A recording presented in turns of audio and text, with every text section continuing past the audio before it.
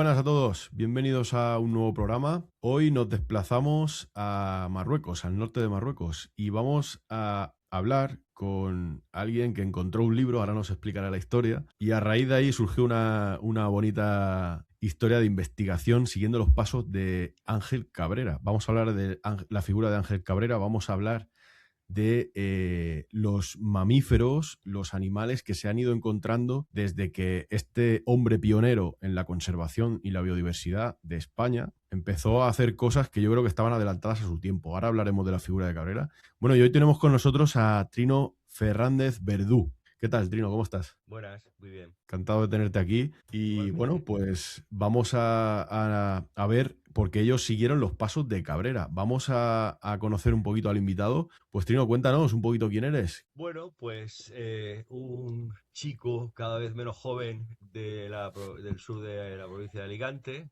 que nací en Orihuela, aunque ahora vivimos en Murcia. Desde que tengo uso de razón me ha gustado el campo y los animales, que ve que uno de la generación, soy una de los miembros de la generación del baby boom del Félix Rodríguez de la Fuente. Y bueno, pues eh, primero hice una ingeniería técnica agrícola porque, en fin, en mi familia se empeñaron, pero yo tenía una vocación de biólogo desde que era bien pequeñín. Y en el momento en que terminé, pues entonces me volví a matricular, ya con cierta edad, pero me volví a matricular en la facultad de biología, hice biológicas, luego accedí a una beca y hice una tesis doctoral. Y bueno, y a raíz de ahí, pues mi vida profesional ha sido un poco pues estuve trabajando en un centro de enseñanza secundaria 20 años, y lo que sí que no he dejado nunca es de hacer trabajos de investigación, asesoramientos técnicos, proyectos relacionados con temas de medio ambiente, estudios de impacto ambiental, estudios de flora, estudios de fauna, asesoramiento a las administraciones y, en fin, ese tipo de cosas. Y así, respecto a mi vida profesional, eso es un poco un resumen rapidísimo de lo que ha dado de sí la cosa. Desde luego, nunca es tarde si la dicha es buena, la verdad. Y al final la vocación de Sí, uno. no, bueno. Exactamente. Bueno, pues con Trino vamos a adentrarnos en este fascinante viaje al norte de Marruecos. La verdad es que yo no he tenido el placer de estar. Después de ver lo que han hecho de investigación y de trabajo, tengo muchísimas ganas de ir. Pues vamos a hablar de la figura de Ángel Cabrera. Ángel Cabrera fue un zoólogo y bueno, lo que hizo, reivindicando la conservación, se podría decir vulgarmente que fue el antecesor de Félix Rodríguez de la Fuente o los pioneros en la conservación o en ese concepto de biodiversidad, ¿no? De esas expediciones científicas un poco aventureras. Y nada, Trino, pues cuéntanos un poco por qué se basó vuestra investigación en Ángel Cabrera, qué es lo que te llamó la atención. Bueno, en realidad es un precedente científico de la zoología española, sin lugar a dudas, ¿no? Él nació a finales del siglo XIX y en 1879, creo. Y bueno, pues desarrolla su trabajo profesional en España en los principios, en las primeras décadas del siglo XX, porque luego en 1925 se va a Argentina con su familia y ya no vuelve, ya fallece allí. En cualquier caso, esos primeros años de infancia, adolescencia y de juventud investigadora los pasa aquí y dejó bastante huella. Hombre, un precedente de Félix, a lo mejor, porque Félix era un poco más mediático, más divulgativo, ha sido el que nos ha hecho a todos sentirnos naturalistas a través de sus programas, pero no tenía ese carácter científico que tenía Cabrera o que tenía Valverde o que tenía Bernis, etcétera, etcétera. Cabrera, aunque su padre, que era un obispo de la iglesia episcopal reformada o una cosa de estas así, lo empujó a estudiar filosofía, y de hecho él terminó filosofía y se doctoró en filosofía. Su vocación naturalista estuvo ahí siempre, ¿no? De hecho, él, en cuanto tuvo 16 años, se apuntó a la Sociedad Española de Historia Natural.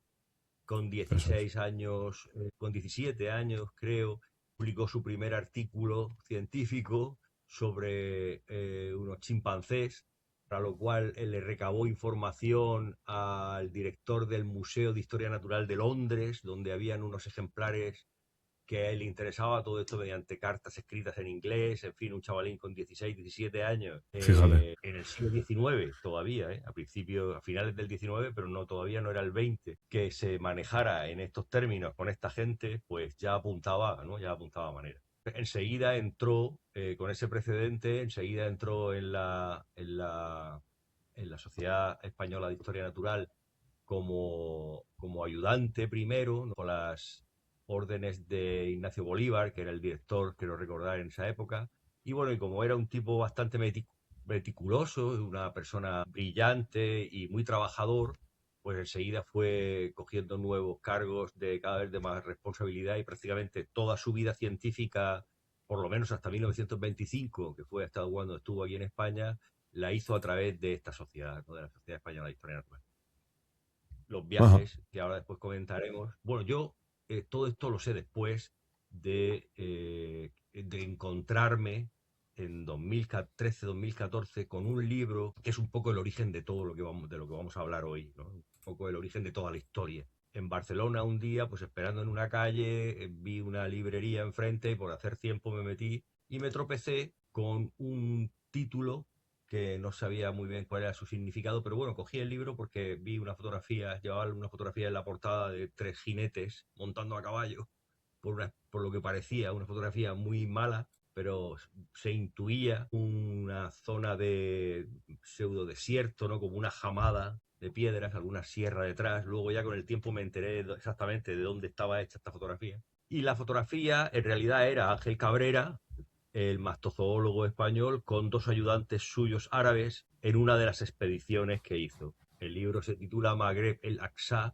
que es el mediodía del Magreb, o algo así, quiere decir, recuerdos de 4 viajes por la Yebala, por Yebala y por el Rif. Y en realidad, Cabrera cuenta en primera persona esos 4 viajes, 2 por Yebala y 2 por el Rif, que realizó entre 1913 y 1923, en esa década. Bueno, hay que recordar, para contextualizar un poco así la situación histórica de ese momento, aunque yo de estas cosas controlo poco, pero sí que te puedo decir que justo un año antes se había declarado el protectorado español, es decir, que los franceses y nosotros nos habíamos dividido con una raya lo que queríamos que fuera nuestra parte del protectorado marroquí, la parte norte, y los franceses la parte sur. Eso es 2012. Entonces, a partir de ahí surge la necesidad por el gobierno español, por el gobierno de turno. Mira, aquí en esta imagen que has puesto se ve perfectamente todas las rayas, toda la parte francesa en la del sur y toda la parte española en la del norte.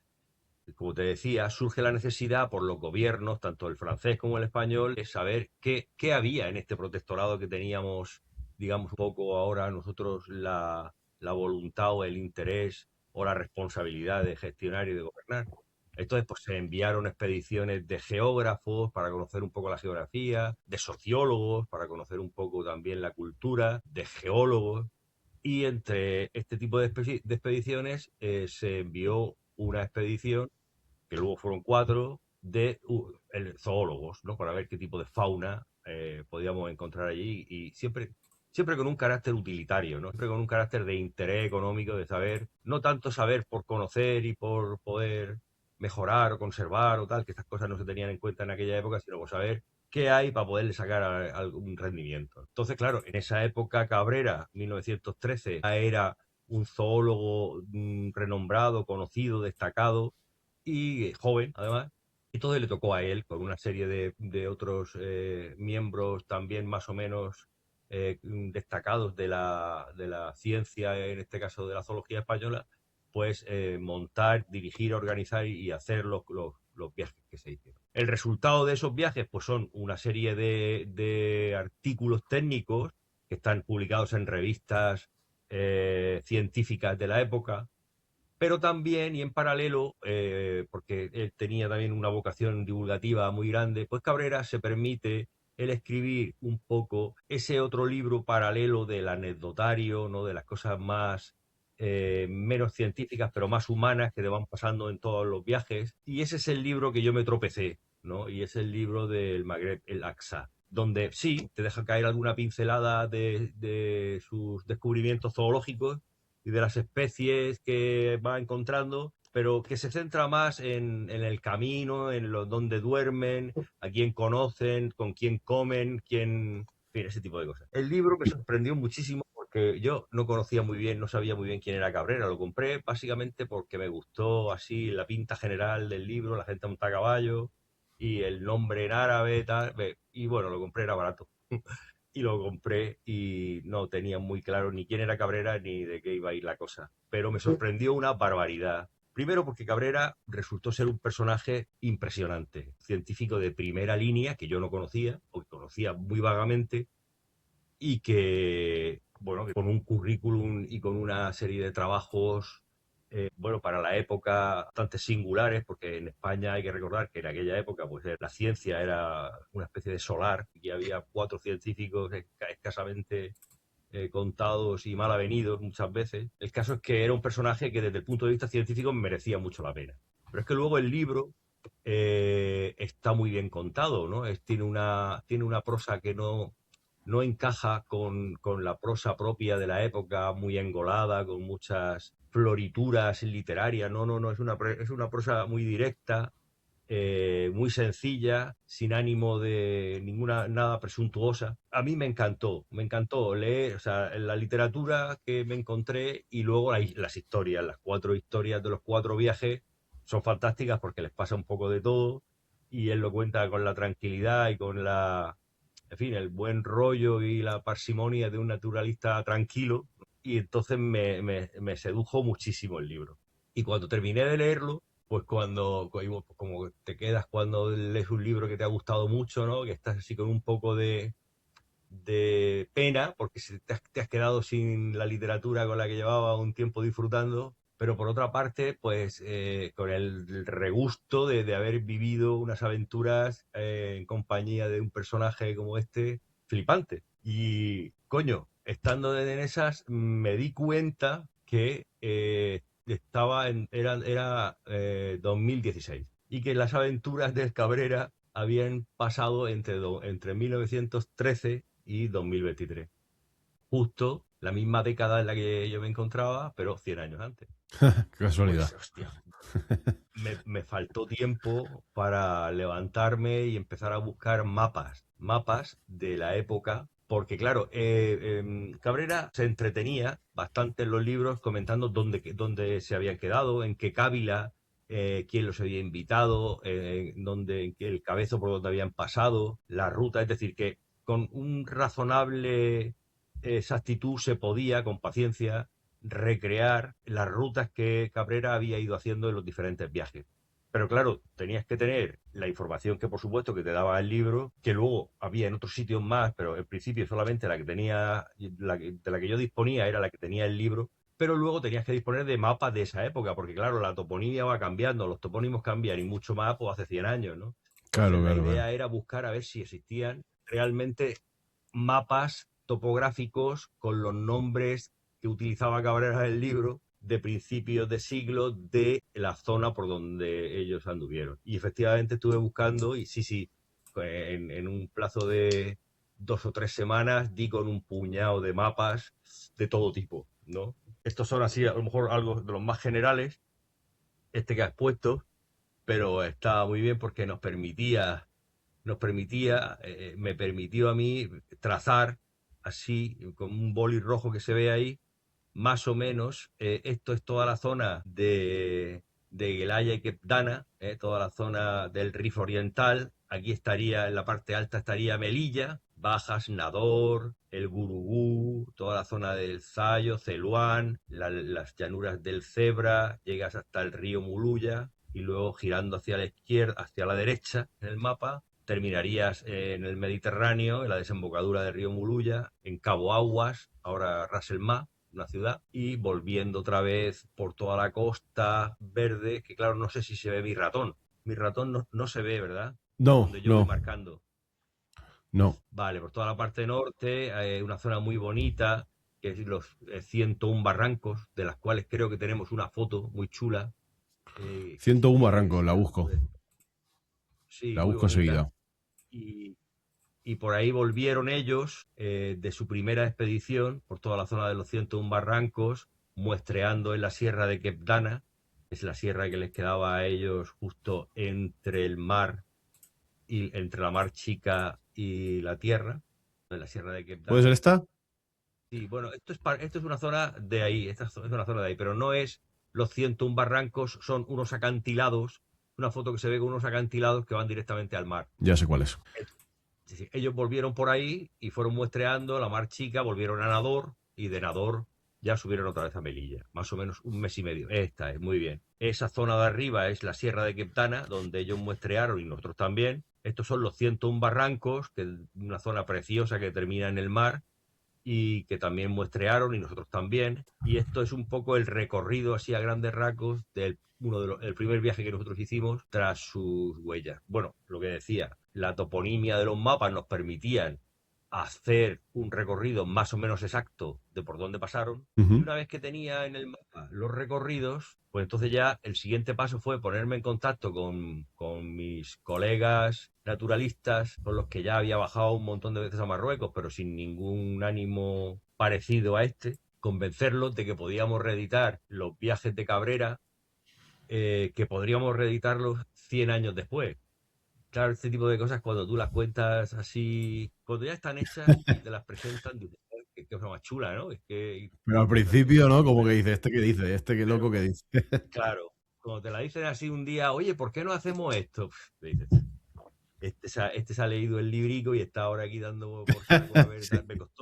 me costó convencer a la peña que en aquel momento éramos cinco colegas, pero me costó bastante convencerlos de que arrancáramos con una historia que merecía la pena. Menos mal que uno de ellos, Adrián, el más joven de todos, este, se creyó a pie juntillas la historia. Y entonces, ahí entre los dos, digamos que fuimos un poco la punta de lanza, por lo menos al principio, la punta de lanza para tirar del carro, porque claro, montar una expedición para bajar, quieras que no, que por muy poca cosa que necesites, necesitas material. Estos somos los cinco. A la izquierda, el primero por la izquierda es Adrián, Adrián Ruiz, luego está Rubén Vives, un naturalista también muy famoso, muy conocido aquí en Murcia.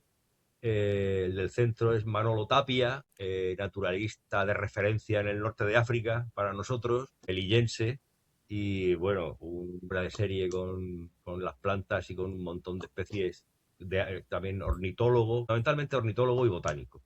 Luego estoy yo y luego está Félix Carrillo, otro botánico de profesión, que se doctoró en la Universidad de Murcia también y que vive aquí en Murcia. Vaya equipazo, Es un ¿eh? poco el equipo que... Sí, sí, sí, muy bien. Además, aparte de todo, éramos amigos, somos amigos, no hemos dejado de ser amigos pese a los años que han pasado, al revés, cada vez somos más. Y ahí arrancamos, ¿no? Los cinco. Pues con el material que teníamos, porque era una cosa absolutamente autofinanciada, que una idea nuestra, que no teníamos, todavía no teníamos ni nombre, ni teníamos nada. Enseguida nos dimos cuenta de que no podíamos ir por la vida de libre, ¿no? Trino y Rubén, Manolo, necesitábamos algo más concreto y más, digamos, funcional. Y entonces fue cuando decidimos montar la SEBI, la Sociedad de Estudios Biológicos Iberoafricanos, porque a nivel pedir los permisos, por ejemplo, ¿no? Para muestrear en otro país, en Marruecos, o para si teníamos algún contrato de colaboración, como luego hicimos con la Universidad de Tetuán, para ese tipo de cosas, esta es el último de la SEBI. Esta foto que metes es la SEBI, antes de esta hay otras dos anteriores, esta es la SEBI de 2024, que te decía que necesitábamos, eso es, aquí hay una, la primera que has puesto, luego esta sería la segunda, esa, la de 2018, esa sería la SEBI de 2018, que si luego si eso, si queréis, la vamos comentando ya con otra gente. Está Rubén, está también Feli, está Adri, está Manolo, pero además hay más gente, como Jesús Feria, José Alguazas, Ah, es loco. Lucía, Ah, Talegón, el ¿no? Talegón, Sí, sí, sí. Perales, en fin, hay otra gente distinta que durante un tiempo estuvo también con nosotros en la sociedad, y por motivos, cada uno por sus motivos personales, pues lo fueron dejando y fue entrando otra gente distinta. Muy bien. Nada, decidimos montar la SEBI. Claro, al tener la SEBI ya podíamos pedir permisos oficiales a la Agencia de Aguas y Bosques, por ejemplo, el Ministerio, para poder muestrear. Podíamos hacer contratos de colaboración, como hicimos con la Universidad de Tetuán a través de la investigadora Nar Bernas, que luego fue ella la que nos proporcionó 3 doctorandos para que nos ayudaran en la traducción de las entrevistas que hacíamos en el campo a la gente, en árabe o en tamasí. El caso Ajá, es que, en fin, para todo eso necesitábamos tener un nombre que no fuera Trino, que no fuera Rubén o que no fuera Ade. Y entiendo. así fue como montamos la SEBI. Qué Mm. chulo, qué Y chulo. Ah, arrancamos. Una vez que ya teníamos la SEBI, una vez que ya teníamos la SEBI montada, más o menos convencidos, estábamos los 5 y tal, compramos el material que nos hizo falta, las cámaras trampas, jaulas, tal, no sé qué. Incluso llegamos a tener un coche allí en África, bueno, en Melilla, a nuestra disposición. Lo compró la propia SEBI, coche de segunda mano de estos hechos polvo, un Mitsubishi, pero que todavía andaba, le dabas al motor y arrancaba y esos todavía no se andaba todo rompen, ¿eh? volante. Los japos no se Eso no se rompen, macho. rompe. Efectivamente, y lo tuvimos varios años y le sacamos bastante el pringue al pobre, porque nos sacó de varias historias. Mira, ese es, sí, exactamente, ese Mitsubishi. Pues la serie creo que nos costó 300 euros. Bueno, pues también es verdad que no lo vendía un amigo, Fíjate. entonces no lo dejó a precio de nada, ¿no? Pero ahora tenía 25 o 30 Se años llevan, y la verdad es a que Marruecos se llevan muchos coches que nos iba de al aquí, pelo. de la península. Sí, claro, se llevan muchos porque allí, primero por la necesidad obliga, ¿no? Y entonces los mecánicos son buenísimos y te montan Claro. y te hacen una pieza si no la tienen y te arreglan lo que sea. Porque a nosotros nos ha Sí, pasado sí, que se sí. nos ha roto el coche varias veces por allí y la gente Son te lo arregla resolutivos. como sea, pero te lo arregla y te lo arregla bien. Son resolutivos, sí. Y después que, claro, este tipo de coches que a nosotros nos resultan, pues ya viejos o lo que sea, pues para moverte por ahí por el campo están cojonudos. Estupendo. Pues bueno, pues nos ha explicado Trino un poquito cómo nació esta historia de investigación, un poco aventuresca, cómo a raíz del libro conoció los viajes de Ángel Cabrera. Bueno, y ahora que hemos hablado un poquito de la figura de Ángel Cabrera, pues si la gente que nos está viendo no lo conocía, hemos hablado de la Sociedad SEBI. Bueno, y a raíz de ahí escribiste un libro, ¿verdad? Bueno, ahí la historia empieza en que, claro, lo primero que nos propusimos era reeditar al menos alguno de los viajes de los 4 que hizo Cabrera. Entonces nosotros empezamos siendo modestos porque éramos conscientes de que reeditar los 4 viajes que él hizo era mucha tela en tiempo, en dinero, fundamentalmente. Y entonces, bueno, al final nos centramos en reeditar 2, uno en la Yevala y otro en el Rif. El Riff. Producto de esos viajes, bueno, son unos cuantos artículos divulgativos y científicos que hay por ahí publicados y que al final del libro, de este libro, Exploraciones Zoológicas, se reseñan.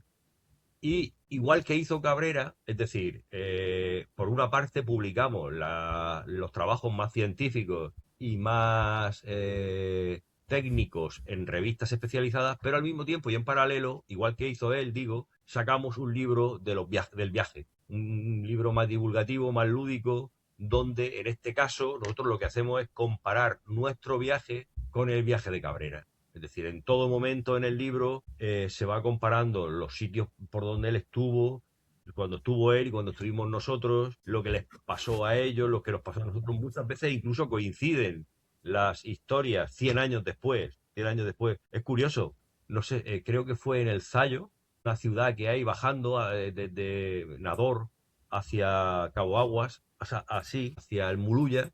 Nos alojamos allí una noche deprisa y corriendo. Bueno, nosotros también llevábamos el dinero justo para sobrevivir. Y... Pero claro, hace 100 años antes, pues las cosas estaban mucho más penosas independientemente de las perras que llevaras, ¿no? Total, que Claro. Cabrera se vio obligado en esa misma ciudad a pasar la noche en un sitio, por lo que él cuenta, muy cutre, lleno de ladillas, lleno Hostia. de chinches, con la cama caliente de que al que se había levantado anteriormente hacía media hora y se tenían que acostar. Era lo que tenía, ¿no? Una historia.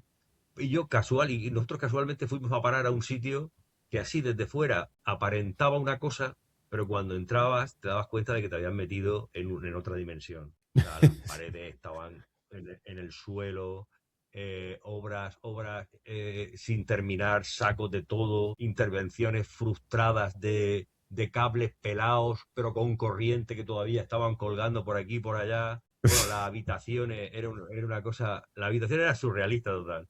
O sea, unas habitaciones con mugre, o sea, como si lo hubieran puesto a cosas hechas, ¿no? O sea, que la suciedad no es que se hubiera acumulado por el tiempo, no, no, sino que alguien se hubiera dedicado a manchar las mantas y las estaban pegajosas. Tú tocabas Hostia. una manta y con el dedo que la tocabas tenías que tirar así porque se te quedaba pegada.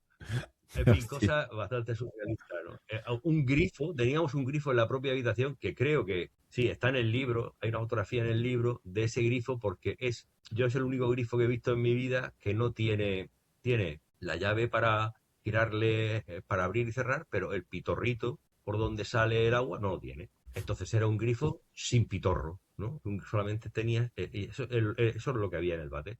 Un grifo sin, o sea, estaba la llave para darle más cantidad o menos cantidad, pero el pitorrico por donde tenía que salir no estaba. Yo no sé Curioso. cuál había sido el criterio que habían seguido para poner aquello allí. Pero en fin, pues, ese tipo de anécdotas así Sí, sí, sí. que te suelen pasar cuando vas sin un duro y te arriesgas a meterte en cualquier sitio. Tiene lo Exactamente. suyo, ¿eh? Pues, Trino, cuéntanos un poco cómo es, claro, porque allí, si no me confundo, están los bereberes, ¿no? Por la zona. Y luego está, bueno, la sociedad marroquí. ¿Qué concepción tiene la sociedad marroquí o estos pueblos, estas tribus de la conservación de la naturaleza, de la convivencia en estos entornos, con el contacto con las especies, sobre todo con los cánidos, que ya sabemos que los cánidos siempre es un problema para las sociedades humanas, es un competidor, como hablábamos antes Trino y yo?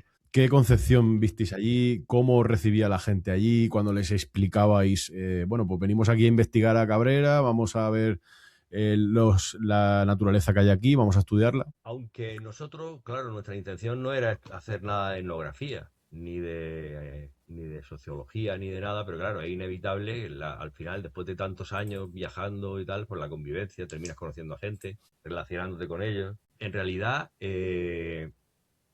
mira, los bereberes y los marroquíes, eh, salvo porque los bereberes, su religión tiene, digamos, una cosa sincrética, ¿no? Entre cosas animistas del pasado y cosas de la religión musulmana.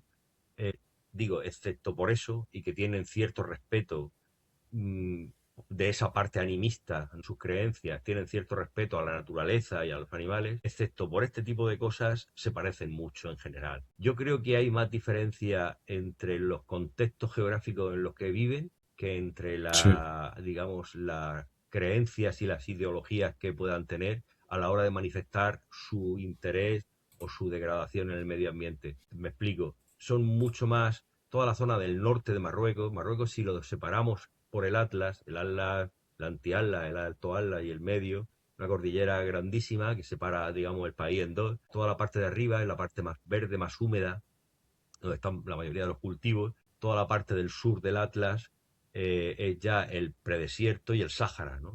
Entonces, el turismo se suele concentrar, primero, las condiciones ambientales para una agricultura y un desarrollo más propio de civilizaciones como la nuestra, se dan en el norte, y mientras que el sur queda mucho más aislado, entonces la gente, el turismo visita mayoritariamente también toda la zona del norte, aunque el sur también. Entonces la diferencia yo creo que está, la diferencia que mantiene la gente de Marruecos con respecto a su entorno natural está más relacionada con vivir en el norte o vivir en el sur que con cualquier otra consideración así más de tipo cultural.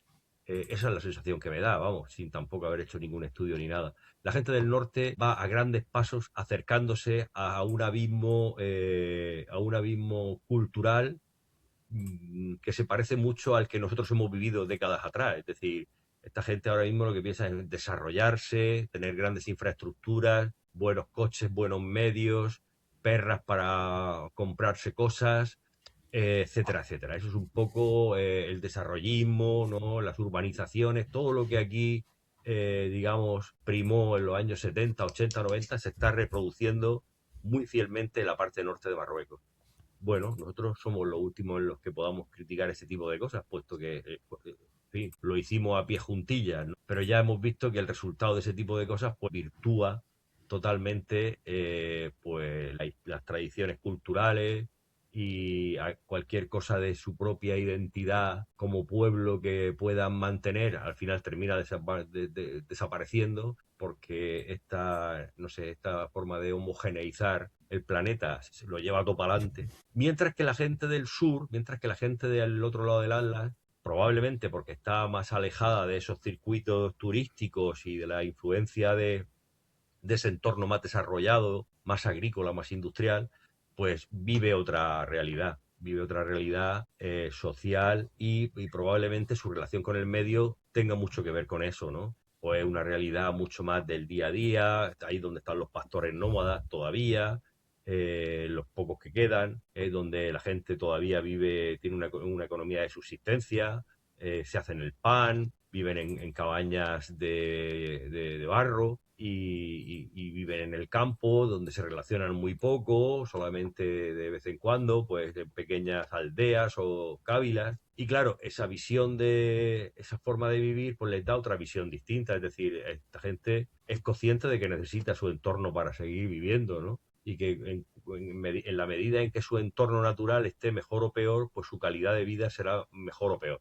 En ese sentido, pues son, digamos, más responsables y son más conscientes de que les va la vida en ello, ¿no? El hecho de mantener su patrimonio natural en buen estado. Ya te digo, esa yo es Entiendo. para mí la diferencia más importante que veo, más allá de si se trata de un grupo étnico u otro, ¿sabes? Incluso religioso. Mm. Muy bien. Bueno, pues hemos dado un repasito a un poco cómo es la gente allí. Y bueno, dentro de esta expedición de Cabrera, vamos a hablar un poco de la fauna que os habéis ido encontrando, que veo que por lo que he leído no se ha degradado mucho, al menos en la zona del río Muluya. Desde muchos... Muluya, ¿no? Lo he dicho bien.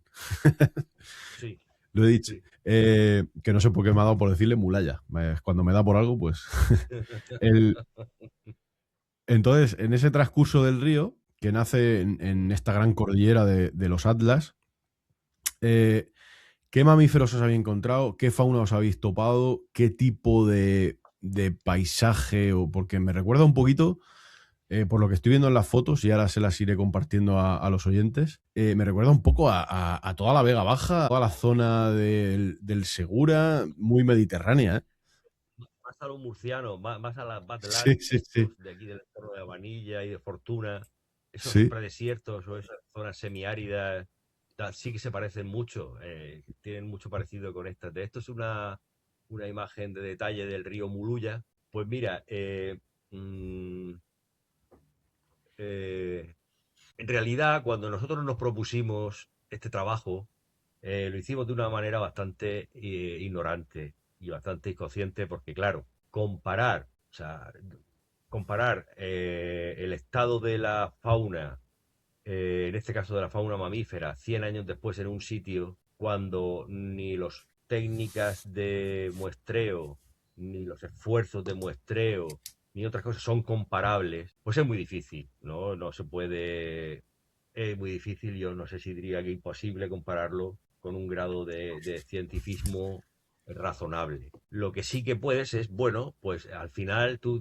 te haces una idea de lo que hay ahora, de lo que hay ahora, y por los datos que tienes publicados de Cabrera, de lo que hubo en su momento, también te haces una idea. Entonces, a nosotros una de las cosas que en este trabajo nos ha llamado la atención fue lo eficaz que resultaron los métodos y los muestreos de Cabrera y de su equipo a lo largo de las expediciones. Porque ellos con prácticamente llevaban unos cuantas jaulas para meter micromamíferos, una buena escopeta, algún hurón también llevaban y sus prismáticos. Básicamente yo creo que eso, no sé si llevaban alguna cosa más, pero básicamente esas eran las metodologías que utilizaban para muestrear Ajá. hurones, aulas trampa, una Hurones en fin, para sacar a los animales de las madrigueras, entiendo. sí, exactamente, Sí, para sacar a otros bichos de la madriguera. ya ves. Y unos buenos prismáticos. Bueno, pues con esa metodología consiguieron describir y, digamos, terminar en torno al 85% de las especies de mamíferos del país. Entre el 84, el 86 y 87%. Más o menos en Marruecos hay 100 especies de mamíferos. Ahora que se sepa, 100, 101, 102, depende de la lista que mire. Y bueno, y ellos determinaron 85, creo recordar, 85, 84, 86. Es decir, un trabajo impresionante para los medios de los que disponían, personal que les acompañó, porque al final era Cabrera con dos marroquíes que disparaban bien, Sí. básicamente, y que olían así, se paraban con el caballo y le decían, don Ángel, aquí hay una liebre. Y entonces se bajaban del caballo y miraban por allí y la liebre salía corriendo y aquello le pegaban un tiro. Quiero decir que esa era un poco la estrategia de muestreo. Claro, pues con esas estrategias, muestrear un 85% de las especies de mamíferos de un país es mucha tela. Sí, sí, sí. Entonces, pues, el río Muluya, ellos no lo hicieron expresamente, pero claro, como hicieron el mismo recorrido que nosotros, desde la presa más o menos de Mohamed V hasta la desembocadura, pues entonces ahí pudimos, bueno, si no comparar estrictamente, pero sí más o menos con las especies que ellos fueron identificando, pues nosotros identificamos la nutria, ellos también. Esta zona, una zona muy bonita del río Muluya, que por partes está bastante bien conservada todavía, pues identificamos la presencia de jinetas, la presencia de ratones cebra, que es una especie de ratón listado muy bonito, que me parece que tienes un vídeo por ahí Sí. Voy a de ir un ratón poniéndolo. con rayitas, que en principio, me vas a permitir un segundo que tengo a la perra llamándome a la puerta y como no está Tranquilo. mi mujer, voy a abrirle, No, porque está dando no te frío, un preocupes. segundo. Mientras voy preparando yo el vídeo para que lo vea la gente. A ver, compartir pantalla. Mira, vamos a ver el ratón, el E. rosetti. El Elepanthus rosetti. Ahí lo Sí, tenéis. Elefantus Elepanthus Rosetti. rosetti. No, no, pero este no es este no es el ratón cebra. Pero bueno, también, este también es un personaje Ah, vale, el ratón cebra lo tengo aquí. absolutamente Sí, popular ahí. este. Este sí, ratón cebra. Está Este, cebrado, sí. Parece un jabato. sí, determinamos su presencia, que no estaba citado en la orilla del Muluya, creo recordar. ¿Eh? Este es el ratón cebra, vale. Y luego está Eso es. el E. rosetti también. Eso es.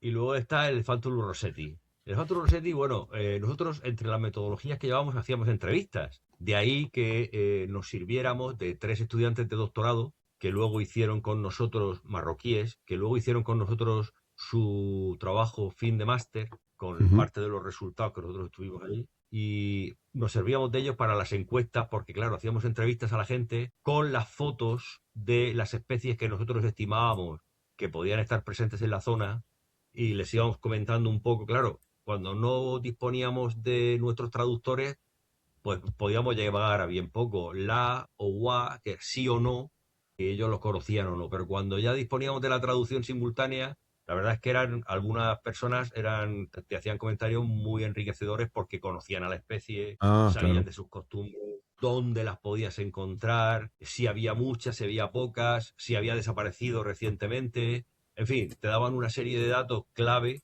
que además enseguida tú notas cuando una persona controla a la especie de la que te está hablando. Y concretamente con el caso del Rossetti era flipante porque todos los entrevistados se reían cuando veían al bicho, ¿no? Cuando veían la Sí, imagen del, por- del ratón elefante se reían, no sé, les hacía gracia el rollo de la trompa y tal, todo el mundo lo conocía. Otra cosa es que lo hubieran visto, pero probablemente a través de imágenes, de fotografías o de periódicos o lo que fuera, todo el mundo conocía la especie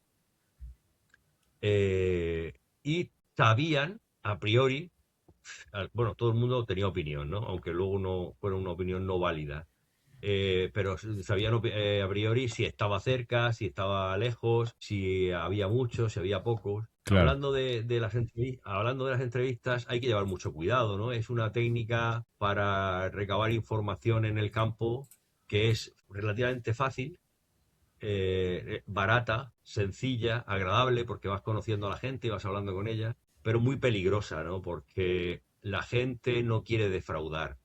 Y bueno, hay un poco de todo, ¿no? El personal al que entrevistas hay un poco de todo. Pero un ya, perfil que se repetía mucho en Marruecos es que la gente no te quiere defraudar. Y entonces tú le estás preguntando, cuando ellos entienden que tú les estás preguntando por la presencia de especies, no quieren decirte que no a alguna especie para que tú no digas, oh, esta no está, no sé qué. O sea, es un rollo psicológico muy particular. Total, sí, que al final terminas cargando con un montón de sís, de presencias de especies que en realidad no están. Y tú sabes que no ya, están. Entonces nosotros cuando ya aprendimos un poco esa jugada, le poníamos alguna especie de trampa, ¿no? Para ver, pues, como yo, por ejemplo, metíamos zorros rojos y zorros de Rupel y les hacíamos ver que eran dos especies distintas. Porque ellos al principio sí, sí, sí, sí, sí, lo conocían, ¿no? Lo conocían al zorro, lo conocían perfectamente la inmensa mayoría. Pero cuando le poníamos las dos imágenes juntas y les decíamos, mira, son dos distintos, eso lo explicábamos en árabe, y según si eran bereberes o si eran marroquíes. Le explicábamos que uno es una especie más pequeña, con las orejas más grandes, que vive más al sur, más tipo del desierto, y que la otra tal. Si los habían visto los dos, un porcentaje altísimo de gente te decía que sí, que y te lo volví a asegurar, que los dos, no sé qué. Cuando en realidad nosotros estábamos haciendo encuestas a 1000 kilómetros por encima, o a 800 kilómetros por encima del límite del área de distribución de la especie del rupel en Marruecos. Rupel en sí, Marruecos sí. a- termina en el Sáhara. Y de ahí para arriba, pues toda la zona del Cheví, esta que hemos estado comentando antes, ahí es un poco el límite de la especie. De ahí para arriba prácticamente no existen rupel. Aunque se han visto, yo tengo citas de algunos amigos que me aseguran, que controlan, que son naturalistas experimentados y que me aseguran que han visto rupel, no sé, en las llanuras del Garet, que están relativamente a una altura considerable, ¿no? Del país. Pero esos son bichos dispersos, ¿no? Que van por ahí. Pero las poblaciones así estables como para que los paisanos la hayan visto y la reconozcan, no. Y sin embargo te lo reconocían, te aseguraban que sí. Por eso te digo que hay que llevar muchísimo cuidado con este tipo de técnicas de muestreo, como son las entrevistas, porque hay que cogerlas Pueden, con pueden pinzas. llevar a error, ¿no? Claro, claro. Pero no te puedes, las tienes luego, tienes que hacerles, o digamos, escaneos de seguridad potentísimos si quieres que lo que extraigas de esa información te sirva para algo. Entiendo. Bueno, y vemos también el gato montés. Tenemos por aquí. Vamos a poner alguna Y, foto. Vaya chulada. mm, es un gato mucho más estilizado que el Eso te iba a gato. Es decir. Felis libica, no es el Felis silvestri. Parece como Sí, es más parece más a un estilizado que el doméstico, ¿eh? gato nuestro. Se puede confundir. Sí, ¿eh? Sí, que Perdón. digo que se Se puede confundir con parece. un romano. Claro, claro, Sí, sí, sí. sí. La cola no la tiene no termina en una borla tan aparente, es más delgada. Pero las bandas, por ejemplo, las bandas laterales son continuas, no son en manchas. Luego la banda oscura del lomo efectivamente se corta antes de llegar a la cola. Perdóname un segundo, que voy a abrirle a la perra.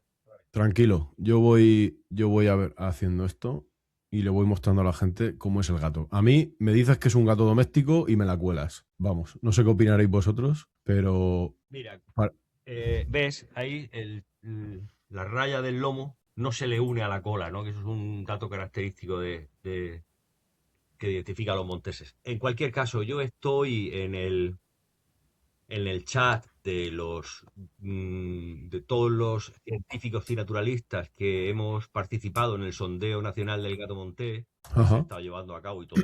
Se está llevando a cabo. Estuve hablando aquí en el canal con Dígame, José María. Lo con José conocerás María Gil. seguro. Sí, Sí, claro.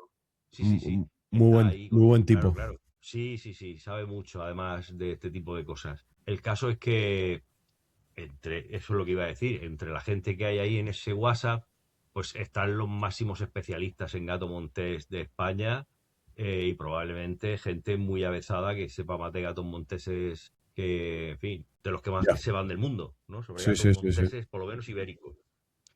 Y a lo que te das cuenta es que las dudas, si no se hace análisis genético, las dudas, la expresión morfológica de los bichos, el fenotipo de los bichos puede ser muy variable. Incluso hay Sí. fenotipos de híbridos crípticos que parecen un gato montés, y sin embargo es un híbrido Fíjate. cuando le hace el análisis genético. Claro, si eso es así, los gatos pueden ocultar sus características fenotípicas y no te dejan ver, aparte de que es muy sutil, muchas veces es cuestión de sensaciones, ¿no? Una cosa que aparece mucho en la identificación de los gatos en este chat. Ay, pues tiene cara de malote, o tiene cara de buena persona. Si es que tiene cara de malote, es un gato montés. Si no tiene cara de malote, es un gato doméstico asilvestrado. Que sé, pues estamos hablando de los especialistas nacionales en gatos monteses. Sí, sí, Lo sí. que hay ahí, en fin, la gente que forma parte o que formamos parte de ese chat, ¿no? Es muy difícil tener clarísimo si un gato es híbrido o es montés puro. Bueno, hay gente con más prestigio que puede tener la última palabra y que el resto de los compañeros, digamos, se callen cuando estas personas hablen, lo cual no quita que el error sigue, la probabilidad de error siga estando ahí. Es decir, que no deja de ser una opinión subjetiva. Al final, si quieres una opinión objetiva y científica, tienes que pasar por el laboratorio y ¿O hacerlo. llevabais muestras también o solo hacíais muestreo de fototrampeo? Hacíamos muestreo de fototrampeo. No, Vale. no, bueno, con estas especies hemos hecho también genética, Ah, no con genética también. todos, no, no sé. Vale, vale, vale. Hemos cogido muestras en las expediciones que podíamos, cogíamos muestras de heces, de pelo, hemos tenido, pues no sé, en torno a 150, 200 muestras en las 8 expediciones que hicimos. Al final tenía entre 200 y 300 muestras, de todo un poco, que nos Ajá. analizaron el Departamento de Análisis Genético de la Universidad de la Facultad de Veterinaria de Murcia. Bueno, y Unos también vemos colegas, a la jineta. sí, esto es una jineta, que es la misma especie El que eterno tenemos. debate también, ¿no? De si la jineta es autóctona de la península, fue reintroducida. La jineta aquí en la península es introducida. Es introducida. Los últimos estudios que ha llevado a cabo, concretamente Miguel Delibes padre, dice que incluso, porque encontraron unos restos que pueden ser atribuidos a los fenicios. Antes Ajá. de los romanos, ya los fenicios ya tenían jinetas aquí como animales de compañía, parece ser, parece ser. El caso es que, bueno, pues es un bicho en cualquier caso, seguramente ha tenido diferentes oleadas de introducción, no ha sido una oleada, sino diferentes pueblos que han venido con sus jinetas desde el norte de África, y estas se han adaptado aquí y se han asilvestrado, y ahí con el tiempo pues han pasado a formar parte de la fauna silvestre de nuestra península. Como dato curioso, decir que tenemos una población muy interesante de jinetas melánicas, por ejemplo, porque seguramente pues en el cuello de botella que se produce cuando tú sacas una parte de la población de un sitio y te lo llevas a otro, en la deriva genética que se produce, pues en esas jinetas que nosotros o que nuestros antecesores subieron a la península de África, venía con mejor representación que lo que había en la población original, el gen de las jinetas melánicas. Y entonces tenemos una población bastante interesante y considerable de jinetas melánicas negras, pues, algunas totalmente negras, otras casi, en la península ibérica y un poco en la zona del norte del sur de Francia. También hay algunas. Qué curioso. Bueno, Trino, y también hemos encontrado indicios de meloncillo, que aquí está también el debate, que es distinto de la jineta, pero voy a poner la imagen del meloncillo. Del meloncillo, Sí. hay gente por ahí que va diciendo que es alóctono, que lo han reintroducido. A mí me han escrito incluso que lo han reintroducido de Australia. O sea, fíjate tú la burrada, que la gente sabe de todo. Sí. Y el meloncillo es autóctono, ¿no? Por lo que yo he leído de los últimos es que sí que se han encontrado restos fósiles aquí en la península. Pues mira, durante mucho tiempo se consideró una especie alóctona, que en paralelo a la jineta, había sido introducida o por romanos o por fenicios con unos fines muy parecidos también a lo que se usaba la jineta para mantener a raya un poco a las poblaciones de roedores. Pero bueno, eso es lo que se pensaba hace unas décadas atrás. También se consideraba que era un vivérrido, ¿no? Que era del mismo grupo que las mangos, que las jinetas, y en realidad es un vivérrido, o sea, es un herpéstido, que bueno, una mangosta, que no tiene nada que ver con la jineta. En cualquier caso, al haberse encontrado recientemente restos fósiles de la especie en la península, pues claro, todo ha cambiado. Se han hecho análisis y se han visto que, bueno, pues tiene un origen del Pleistoceno superior, que son en torno a 40-50 mil años atrás, y claro, eso descarta totalmente la posibilidad de que sean introducidos por otras culturas como la fenicia o la romana. Es decir, que a priori, y hasta que no se demuestre otra cosa distinta, al meloncillo hay que considerarlo una especie propia que Eso ha es. tenido La época. digamos, un desarrollo. ¿Perdón? Sí, es que va con un poquito ¿Te de has dicho retraso, algo, perdóname. Gorka? Nada, estaba diciendo Sí, que es la digo época que en la que el mar estaba a un nivel más bajito y eso pudo facilitar claro, el traspaso hacia se África. especula, efectivamente, se especula con que el paso fue a través del estrecho, pues en la crisis del Mesiniense, cuando en la península y la placa africana estaban juntas o relativamente juntas, pues a través de las islas se podría ir saltando, ¿no? He leído yo por Sí, aquí y por allá, y podría, aparte de que el nivel de agua estaba mucho más bajo, y que podrían haberse cruzado este tipo de especies. Pues yo no tengo ni idea, la verdad. Pero vamos, si la gente que entiende de estos temas te comenta que esa puede ser una posibilidad, pues de momento hay que darle toda la credibilidad, ¿no? Hasta que no se demuestre otra cosa distinta. En cualquier caso, es una especie que yo la he conocido en las últimas décadas, muy limitada la distribución, muy limitada a la parte de Extremadura noroccidental, o sea, es suroccidental de Extremadura y Huelva, Cádiz y toda la zona oriental perdón, occidental de Andalucía, y que en las últimas décadas ha experimentado una expansión bastante importante y rápida, no solo en la distribución, sino también en el número de individuos. Y ahora ya pues tenemos poblaciones más o menos estables en Castilla-La Mancha, en Castilla-León, buena parte de la Andalucía occidental, claro. oriental, e incluso ha llegado a Albacete, ha llegado a Murcia. En fin, que es Sí, un bicho en expansión que, bueno, a mí me encanta. como suele pasar en estos casos. ¿Cómo? No, que digo es que me encanta, que es un animal muy denostado y en verdad estamos viendo que es un superviviente de nato, vamos. Bueno, es un predador y es un bicho muy ágil, muy activo, que se ha sabido ganar la vida mejor que peor durante mucho tiempo aquí en Sí, nuestra península, y que, bueno, que forma parte ahora mismo de la comunidad de mamíferos carnívoros ibérica. Yo no le veo ningún motivo para ser denostado, ningún motivo objetivo ni ecológico para que la gente lo ponga de vuelta y media, o para ser especialmente alabado, ¿no? Por encima de claro, otras especies, como podría ser la comadreja, yo qué sé. En sí. fin, es una especie más con sus valores, sus atributos ecológicos, biológicos, comportamentales, en fin. Mm. Exactamente.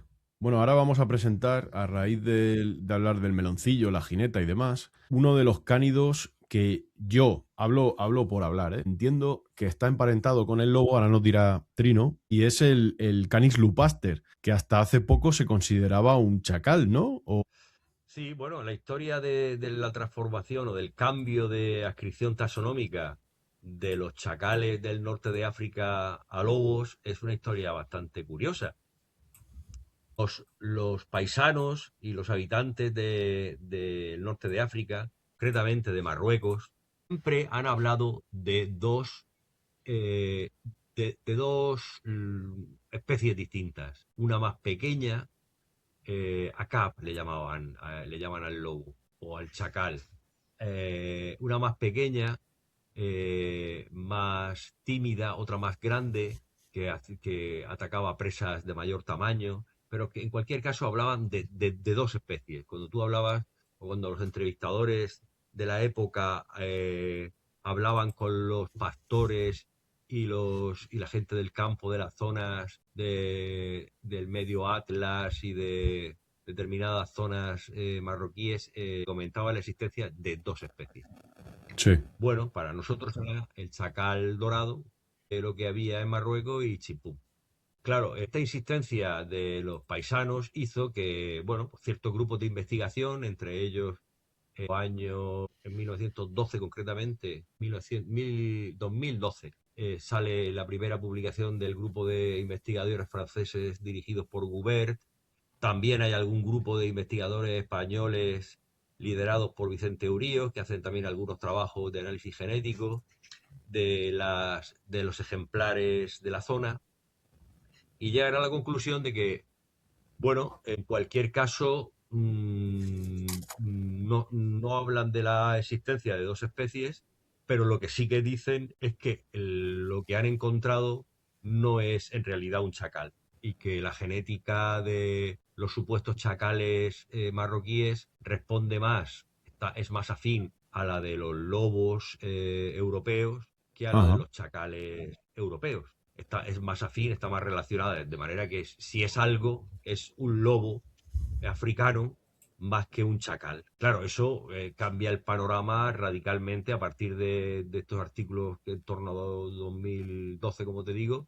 Pues claro, cambia radicalmente el panorama y la visión que se tiene de esta especie. Y más siendo un superpredador que, bueno, porque todo el mundo más o menos tiene algo que ver con él. Se han escrito muchos artículos, se ha hablado mucho del tema.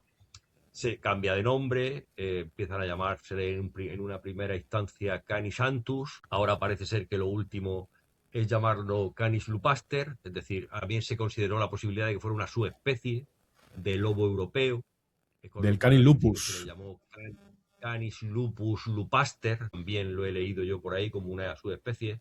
Lo último que sé es que es una especie, está considerado como una especie distinta del resto, con su nombre propio, Canis lupaster, que no hay dos especies. Lo que sí que es cierto es que, y probablemente sea el origen de toda esta confusión, es que los ecotipos que presenta esta especie a lo largo del norte de África no es un ecotipo único, es un ecotipo variado. Hay diferentes formas de Canis lupaster y algunas de ellas, por su ecología, probablemente, incluso por su ecología trófica, Sí. pueden recordar más a chacales que a los propios lobos europeos. Pues son bichos, habría que pensar que son bichos, por ejemplo, que muchas veces se alimentan de especies menores, ¿no? Especies de lagartos, de lagartijas, de ranas, de micromamíferos, muy propias de la dieta que puede mantener cualquier chacal en la zona. Claro, Ajá. eso adaptativamente ha hecho que se vayan pareciendo morfológicamente, si no genéticamente, pero sí morfológicamente adaptando sus condiciones más a la apariencia general de un chacal que la de un lobo. Eso puede haber sido probablemente uno de los orígenes de la histórica confusión entre los chacales y los lobos, y luego el hecho de que existan diferentes ecotipos, como os digo, diferentes formas, que no sea una forma más o menos homogénea, sino que haya, pues, desde Senegal, toda la zona de Mauritania, Marruecos, Argelia, Túnez, haya una variedad amplia de ecotipos distintos de la especie. Ajá. Curioso, ¿eh? Porque claro, esto yo aquí, ahora para ir acabando el podcast, enlazando porque también entiendo que Cabrera, no sé Cabrera si topó con este lobo moruno y cómo lo describió, porque claro, esto lo podemos enlazar a un tema súper interesante que quiero tratar con Trino, que es el tema de la taxonomía que hizo Cabrera del lobo, del Canis lupus ignatus, por ese molar más desarrollado, y luego también hizo la taxonomía del Canis lupus, no, el Canis deitanus, perdón, el Canis deitanus, es el lobo chacaloide levantino que dijo que se capturaron 2 ejemplares, si no me equivoco, en Murcia. luego se llevaron al zoológico de allí de Madrid, no se consiguió sacar ADN mitocondrial para ver si eso era una subespecie o era otra cosa. Esto lo podríamos enlazar con a lo mejor posiblemente 2 ejemplares de este cánido fuera de la península. No sé, se me ocurre a mí. Pues sí, sí que lo podemos enlazar. Mira, en realidad Cabrera habló de chacales, ¿no? De Canis aureus en el norte de África, como era, digamos, la tendencia de los científicos de su época. De todas Sí. formas, Mamíferos de Marruecos dejó la puerta abierta a la posibilidad de que existieran, puesto la insistencia de la gente de que allí habían varias especies de bichos, que no era un solo bicho lo que había, dejó la puerta abierta a la existencia de lobos, y eso lo dice él en un párrafo de su libro de Mamíferos de Marruecos, que no descartó la presencia, mucho antes de que se supiera que efectivamente se trataba de lobos, no descartó la presencia de posibles lobos en el norte de África. Eso por una parte. Por otra parte, está la historia del descubrimiento de estos 2 ejemplares de lobos, supuestamente de una especie distinta o de una subespecie distinta a la oficial en España, Canis lupus, que estaba afincada en ciertas zonas de la región de Murcia. Concretamente, 2 ejemplares, como tú dices, que se cogieron en Moratalla y se llevaron a la Casa de Fieras de Madrid, y allí Cabrera, bueno, pues no estaban vivos los bichos, no quiso matarlos, por supuesto, y entonces pudo tomar las medidas que le pudo tomar así deprisa y corriendo malamente, pero nunca sirvieron esas medidas para compararlas con las de otros especímenes cogidas, digamos, con más tranquilidad sobre ejemplares muertos. Y bueno, los bichos estuvieron desde 1907 afincados en la Casa de Fieras, pasaron por una subespecie distinta, sin que se encontrara ningún otro ejemplar, ni restos en ningún otro sitio de España, ni en la zona de Murcia, ni en ningún otro sitio de España. Sí es verdad que ha habido algunas referencias a esta especie con mucha posterioridad. Por ejemplo, a lo largo de los años 70, un naturalista muy famoso y, en fin, un buen especialista en lobos de la zona de Albacete, de Riópar, del sur de Albacete, Jorge Escudero, nos habla, en los años 70 digo, de un ejemplar muerto por un agente forestal que respondía, que él vio y que, en fin, lo tuvieron allí, que respondía muy mucho a las características que Cabrera había utilizado para describir el Canis lupus deitanus, es decir, un lobo pequeño, chacaloide, etcétera, etcétera. Esto te estoy hablando de los años 70. No se conservó ni la piel ni el ejemplar porque el tal Cristino, que creo que era como se llamaba el guarda forestal que lo mató, lo destrozó literalmente, lo destrozó, una vez ya muerto lo destrozó con la culata de su cuchillo, de su escopeta, ¿En serio? para que Madre mía. una idea de la inquina que le tenían en aquella época la gente del campo, o cierta gente del campo, a los lobos en particular. Lo destrozó de manera que no se pudo luego ver si efectivamente aquellos... Claro, se le podía haber hecho genética en su momento, pero tampoco se tuvo eso en consideración. El caso es que la piel desapareció y no se sabe dónde está. Esa es una referencia reciente. Hay otra anterior, de los años 40 también, creo recordar, de otra descripción de un lobo chacaloide. El caso es que al final esta historia ha terminado sin un final ni feliz ni triste, es decir, no hay pruebas ni a favor ni en contra, sobre todo no hay a favor de que la especie realmente hubiera existido. Y aquí es donde te enlazo yo esta historia con los lobos, con los recientes lobos descubiertos en el norte de África. Y te Ajá. la enlazo porque resulta que, aunque se dice del lobo de Itanus que se capturaron 2 ejemplares en Moratalla, en ningún momento se dice si esos ejemplares estaban en cautividad, se cazaron con lazos o con lo que fuera, o cómo se cogieron, ¿no? En el campo es difícil coger una pareja de bichos vivos. En aquella época era relativamente complicado. O sea que probablemente los bichos pasaran un tiempo o En fueran cautividad, ¿no? transportados a Madrid desde algún sitio en cautividad. Claro, si los bichos estaban en cautividad, la cosa se complica, porque dos bichos en cautividad en Moratalla o en cualquier otro sitio, pues pueden venir de cualquier sitio. Te quiero Claro. decir, están allí, no necesariamente tendrían que haber sido cogidos en Moratalla. ¿Por qué no eran dos lobos del norte de África que alguien había comprado y se había subido y los tenía o los había luego regalado o habían pasado de mano en mano o simplemente se desconoce cuál es la procedencia pero que en última instancia venían del norte de África? ¿Por qué no eran dos lobos norteafricanos?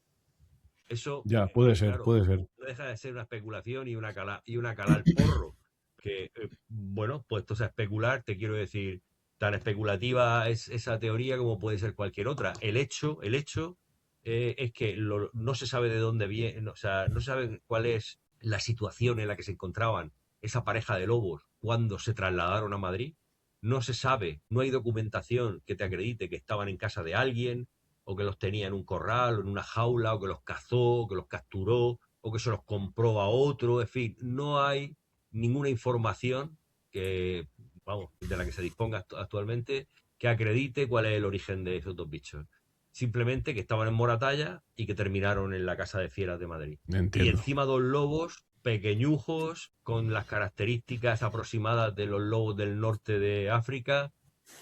A mí tampoco me parece ninguna locura que fueran dos lobos que en un momento determinado De alguien contrabando. compró de pequeños o de lo que sea, se los trajo, los tenía más una pareja. Es que es también muy sintomático, ¿no? O Claro, sea, claro, claro, no claro. tenía dos machos, no tenía dos hembras, no tenía un ejemplar solo, tenía dos, y encima pareja. En fin, por especular, Gorka, con estas cosas y por unir la historia anterior, podría ser. ¿Por qué no? Sí. A mí me nacen estas dos teorías. O que fuera lo que bien dices, que fuera contrabando, porque claro, ese caso que me comentas de Jorge Escudero, que yo lo conozco, eh, yo he ¿A quién? visto a Jorge, a Jorge Escudero me Ah, ¿lo decían, ¿no? conoces? El de Río Par, ¿no? Gran tipo. Claro. Puede ser. Yo he visto también. A ver, obviamente alguien sabe diferenciar un zorro de un lobo, ¿no? O de este lobo moruno, pero hay zorros enormes, yo qué sé. Por ejemplo, en Galicia a mí me han dicho, y yo he podido ver restos de zorro del tamaño, las heces del tamaño de un lobo, y era de un zorro. Entonces, yo qué sé, pues también puede ser el contrabando de especies que alguien las tenía en cautividad, porque en aquellas épocas ya sabemos que la gente era muy esto de traerse animales exóticos, pues tenerlos ahí como exposición, es posible. Pero claro, que no se haya dado ninguna cita ni ninguna captura en otro sitio que no sea ahí justo, salvo el caso que comentas de Río Park, que eso es una interpretación de ese señor, es curioso. Y a mí, viendo las características de este Canis lupaster, pues, ¿qué quieres que te diga? Me coinciden con esa descripción que hace Cabrera. Mm, mm. Me coincide. Mira, estos son los lobicos morunos que nosotros fototrampeamos. Estos creo que son en la zona del Talasentán. Y es que, claro, es que están a medio camino entre un lobo ibérico y un chacal. Es que Y no me Chacal. extraña que lo vayan con... Sí, ¿eh? Mm. sí, sí, sí, sí. Totalmente. A ver, no sé, no es descartable, pero claro, en los archivos antiguos no se describe ningún tipo. No sé si se hace alguna descripción de estos lobos más menudos o más un color más cobrizo en zona del Levante, zona de Murcia. No sé si hay No hay... escritos que certifiquen. Mira, hay un escrito de 1840, creo que es. Me parece que Abilio Reich, en el artículo este del lobo chacaloide, Prospedano, que publica en la revista El Corzo de la Asociación de Historia Natural Gaditana, Voy a ponerlo. creo recordar que ahí habla de otra referencia distinta a esta de Jorge, anterior a la de Jorge, de 1940 o una cosa así, de alguien, otro personaje que también tiene contacto, supuestamente, con un ejemplar de estas características. Pero fuera de eso, de estos dos tal, exactamente. Este artículo, a la gente que esté interesada en este tema, probablemente es lo mejor que se ha escrito, con diferencia sobre este misterio del Canis lupus deitanos murciano. Es lo mejor que se ha escrito y está bastante bien documentado. Y aquí creo recordar que comenta otra aparición por ahí también de un posible ejemplar. Pues quitando eso, quitando el ejemplar de Jorge, quitando el ejemplar y los dos murcianos, no hay nada más. Bueno, están los lobos. Hay los que aparecieron, los que están en el museo de un instituto de Murcia, que esos sí que son contemporáneos de Cabrera. No sé si son dos ejemplares, un ejemplar o dos ejemplares, que son lobos disecados, que son contemporáneos Estos. de la época de Cabrera, y que sí que parecen responder un poco, mira, estos son y que sí que parecen responder un poco a esa descripción del lobo chacaloide más pequeño, no sé qué, que dice Cabrera. Es decir, porque claro, probablemente Cabrera no llegó a conocer esta circunstancia, ¿no? De la existencia de tal, sino claro, probablemente hubiera intentado comparar. eh, Creo que a estos lobos se le ha hecho genética, lo que no sé es qué ha pasado con esos resultados, o que no Ah, se ha sí. podido hacer, o que sí que se le ha hecho. ¿Eh? Sí que No lo sé, le han podido no, hacer no, genética. sí, creo que sí. Lo que no sé es lo que ha resultado. No me acuerdo. Y el caso es que lo he leído.